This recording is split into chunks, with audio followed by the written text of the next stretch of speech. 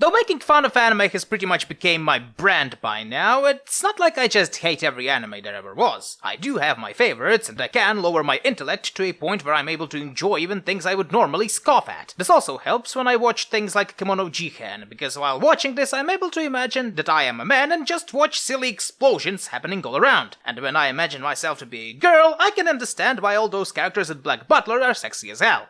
God, being me is confusing sometimes. But yes, Kemono Jihen is a 12-episode shonen anime about an immortal half-ghoul named Kabane Kusaka that has troubles of dealing with emotions and all that jazz, learning about the world of supernatural Japanese beings and that his life isn't really meaningless after all. There are at least 3 animes that come to my mind when retelling this story, but regardless. After leaving his place and joining a detective agency, Kabane gets tangled in political shenanigans between Tanuki and Kitsunes, and also he slowly unlocks more powers to find his long-missing parents, and that's about it, really. But besides the extremely predictable main story hook, the rest of the anime is about other characters, like the angry spider boy with mummy issues, a pretty feminine boy that is meek and cries a lot, but is actually the glue that sticks these people together, and then there's the fox girl that has some serious dependency issues, and also the reliable man with some unknown... Yeah, alright, the story is predictable shonen shit that you've seen about 9 billion times, but it doesn't mean it is a bad thing, mind you. Salads are basically just whatever shit you had in your fridge thrown together and then possibly drowned in some form of sauce. It doesn't make them any less tasty. It's the mix of ingredients that counts. And in that regard, Kemono Jihen isn't a bad shonen story. The only thing I didn't like about it was the whole kimono-human relationship that the show constantly tries to break. The characters have reasonable motivations and satisfying outcomes. The main hero having troubles with understanding and showing emotions is quite well played and does allow for some funny scenes. The battles are fun, protagonist's immortality being an excuse for some entertaining maneuvers to be pulled. The show lacks a central villain, instead going for a villain of the arc style of storytelling, which isn't in itself a bad thing, but does make this whole show feel a bit lacking in substance. The graphics of the show are nice to look at, the music isn't really that special, but it's nice to listen to as well, especially that one track with percussion instruments. It is just a nice anime to watch overall that feels rushed, and is probably best watched with more episodes, lest you be disappointed by it ending prematurely. These 12 episodes basically just established the backgrounds and resolved plots of exactly 2 characters, and both of them are planning to fuck off in the next possible season anyway, so this all feels a bit like a wasted opportunity. Having 12 episodes for these sorts of plots always feels short, and leaving the viewer on a blatant to-be-continued scene, which, considering that Saga of Tanya the Evil has yet to have its 2nd season, may mean that we'll never get a sequel, and thus making you regret wasting your time on this show at all. It is a common sin of these animes, like mixing pineapple, potatoes, and grapes into a salad. It may be a good idea in the beginning, but the acidity of the pineapple combined with the tastelessness of the potato makes it feel like you're eating some sweet sludge and you feel nauseous.